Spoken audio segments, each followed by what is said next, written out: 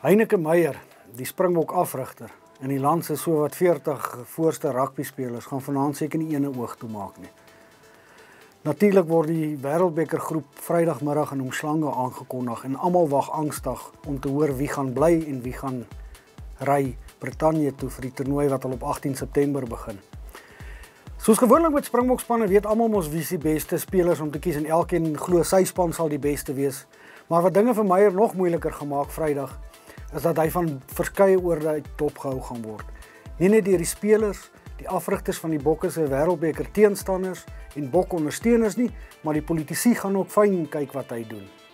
Onder die mense wat dink hulle weet wie die beste Springbokspan is, stel 3 van ons rugby skrywers. Hoor 'n bietjie hoe lyk hulle span. Heineke Meyer het 'n gedigte taak om die beste 31 spelers vir die Wêreldbeker toernooi te kies.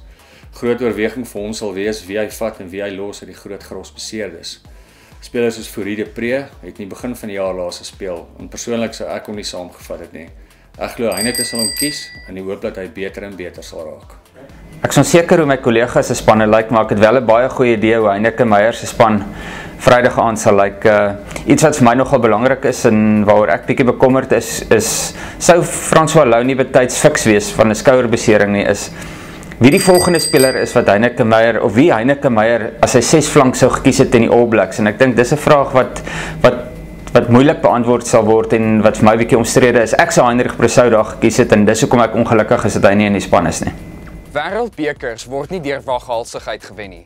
Daarom sal ek nie noodwendig te veel omgee as Heineke Meyer se spul van sy groep meestal betroubare staatmakers is nie. Persoonlik een van my troefkaarte is Zyn Kirchner. Ek sal daai man met my lewe vertrou op heel agter. En ek sal eerder Willie le Roux wat baie wisselvallig is en moontlik 'n deurslaggewende fout in 'n eindstryd kan maak, by die huis los.